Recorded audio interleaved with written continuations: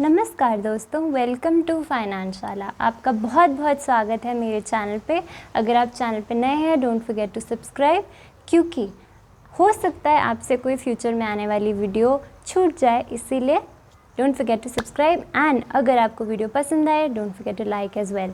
चलिए चलते हैं आज के टॉपिक की तरफ। आज का टॉपिक मैंने बोर्ड पे लिख दिया है, जिसका नाम है डोंट स्टॉप योर SIPs। किसी भी सिचुएशन में आपको अपनी SIP रोकनी नहीं है। अब आप सोच रहे होंगे, अरे ये तो इतनी छोटी बात है, ये क्यों, इस पे वीडियो क्यों? मगर ये बात छोटी तो ज़रूर है, मगर ये बात हर इंसान के दिमाग में आती है जैसे ही सिचुएशन डाउन टर्न ले लेती है। आज बुल मार्केट चल रहा है, सब कुछ ठीक है, सारे स्टॉक्स बहुत अच्छा परफॉर्म कर रहे हैं, मगर जैसे ही हलचल होती है मार्केट में, वेदर वो इलेक्शंस हो या वॉर हो जाए या कोविड-19 आ जाए, कोई एपिडेमिक आ जाए, कोई भी सिचुएशन हो, मार्केट को तो बहाना चाहिए डुबकी लगाने का। उस टाइम अच्छे इन्वेस्टर्स जो होते हैं, उनके दिमाग में ये ख्याल ज़रूर आता है कि अरे चलो पैसा निकालो मार्केट से, पैसा डालने की और ज़रूरत नहीं है। तो मैं आपको थोड़े से फैक्ट्स दूंगी, हिस्टोरिकल डेटा आपको बताऊंगी, जिसके वजह से आपको पता चल जाएगा कि मार्केट गिरती तो ज़रूर है, मगर लॉन्ग टर्म में पैसा बनता ही है। चाहे आप स्टॉक्स में लगाएं, फंडामेंटली गुड स्टॉक्स हों, या जो स्टॉक्स आपको बहुत लंबे समय से मार्केट में हैं, जिनकी फ्यूचर ग्रोथ बहुत अच्छी होने वाली है, फ्यूचर ओरिएंटेड स्टॉक्स हैं जिन पे गवर्नमेंट फोकस करिए, ऐसे स्टॉक्स, या म्यूचुअल फंड्स जो आप अच्छे से रिसर्च करके पढ़ेंगे। अगर आप ऐसे म्यूचुअल फंड एंड स्टॉक लेंगे, आपका पैसा लॉन्ग रन में बनेगा ही बनेगा। एक और चीज़, अगर मैं आपको ये बात फैक्ट से बताऊं, तो मोस्ट रीसेंट इवेंट जहां सबसे ज़्यादा गिरावट मार्केट में थी, वो क्या था? कोविड-19 में मार्केट जो था, यानी कि निफ्टी 50 अगर हम ले लें, निफ्टी 50 12,000 पॉइंट्स पे घूम रहा था, मगर जैसे ही कोविड-19 आया, 50% की ड्रॉप मार्केट में आई। सीधा मार्केट टूट के कहाँ गिरा? 7,500 पॉइंट्स में। तो चाहे आप स्टॉक्स में हो, चाहे आप म्यूचुअल फंड में हो, सब जगह आपकी रिटर्न्स नेगेटिव रही होंगी, बहुत गिर गई होंगी, बहुत ख़राब परफॉर्मेंस हर स्टॉक या म्यूचुअल फंड ने बना के दी। ऐसे में क्या करना चाहिए था? SIP बंद कर देनी चाहिए थी? नहीं। अगर इतनी बड़ी डिजीज़ या एपिडेमिक, इस पोजीशन में भी अगर आपका पैसा जो है वो लंबे समय में बना ही है, स्टॉक्स रिकवर करे, म्यूचुअल फंड्स रिकवर करे, तो इसका मतलब यही हुआ ना कि लंबे समय में आपका पैसा 100% बनेगा ही बनेगा, प्रोवाइडेड आपने अच्छे म्यूचुअल फंड और अच्छे स्टॉक्स पकड़े होंगे तो।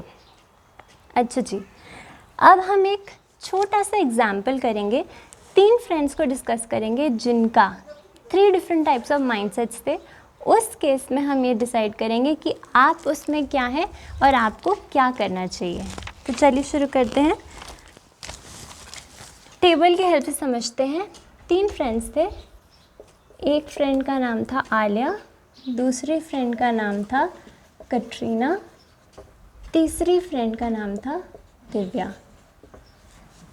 अब ये 3 दोस्त थे।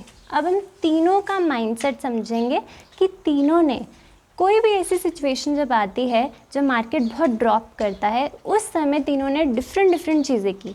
अब उससे समझेंगे कि हमें क्या करना चाहिए, इनसे ही हम सीखने की कोशिश करेंगे। सो अगर मैं बात करूँ माइंडसेट की, आलिया ने क्या किया? अपनी जो SIP है वो स्टॉप कर दी और तो और पैसे को रिडीम कर लिया। कटरीना ने क्या किया? SIP स्टॉप कर दी, ये सोच के कि अरे मार्केट तो और गिरेगी और पैसा लगाने की कोई ज़रूरत नहीं है, मगर इसने रिडेम्पशन नहीं की, पैसा मार्केट में जितना लगा था उसको इन्वेस्टेड ही रहने दिया। तीसरी फ्रेंड दिव्या ने क्या किया? SIP भी बंद नहीं की और रिडीम भी पैसा नहीं किया। अच्छा जी, तो अब हम ये देखते हैं कि तीनों के रिजल्ट्स क्या रहे, तीनों की रिटर्न्स कैसी कैसी बनी। अगर मैं XIRR रिटर्न्स की बात करूँ तो आलिया की -12% रही, कटरीना की 20% रही और दिव्या की 51% रही। अगर मैं एब्सोल्यूट रिटर्न्स की बात करूं तो आलिया की -6, कटरीना की 9% और दिव्या की 22% रिटर्न्स बनी है। तो आप तीनों दोस्तों को साइड बाय साइड कंपेयर कर सकते हैं और देख सकते हैं कि किसकी रिटर्न्स लंबे समय में ज़्यादा बनी है, उसकी जिसने पैसा पूरी तरीके से मार्केट से निकाल दिया या उसकी जिसने मार्केट में पैसा इन्वेस्टेड रखा और तो और अपनी SIP भी कंटिन्यू रखी। सो एक दो तो मैंने आपको सिचुएशन बता दी, जैसे कि कोविड-19 बता दिया, कोई वॉर जैसी सिचुएशन, हर सिचुएशन है मार्केट ने। लेकिन मार्केट जो है ना वो ऐसे सीधी लाइन से ऊपर नहीं जाता है, वो थोड़ा चलता है, थोड़ा गिरता है, थोड़ा चलता है, थोड़ा गिरता है, मगर लंबे समय में उसकी जो पोजीशन है ना वो अपवर्ड्स ही रहती है।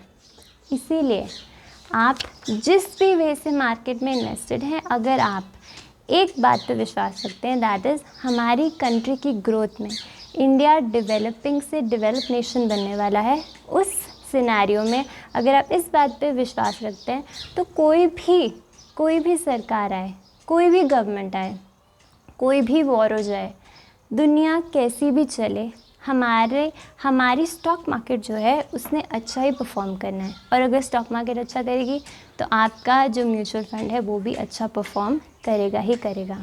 अभी बुल मार्केट चल रही है तो आपका ओपिनियन यही होगा कि अरे यार ये वीडियो इसकी क्या ज़रूरत थी, SIP तो हम बंद करने नहीं वाले हैं।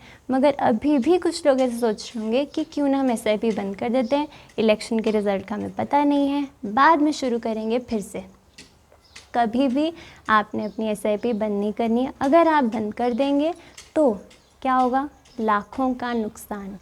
Continuity in the long run in mutual funds he best CAGR best returns कमाने का ज़रिया है। अगर आप अपनी कंट्री की ग्रोथ पे विश्वास करते हैं, अगर आप अपने म्यूचुअल फंड पे विश्वास करते हैं तो लंबे समय में ही इन्वेस्टेड रहिए, यही हम सब के लिए अच्छा रहेगा।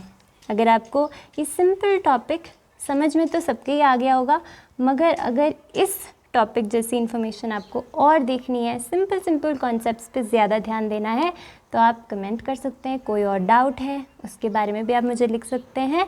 अगर आपको वीडियो अच्छी लगी, don't forget to like. Thank you so much for watching. Happy investing. Bye.